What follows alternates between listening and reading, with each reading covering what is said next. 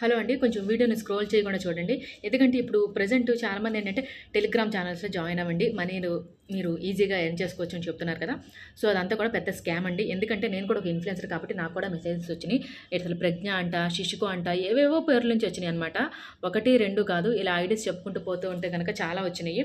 So, ఇయన్నీ ఏంటంటే మీరు టెలిగ్రామ్ ఛానల్‌లో ఒక మనకి సబ్‌స్క్రైబర్స్ చేస్తే గనక మీకు రూ. 30,000 ఇస్తామంటున్నారు.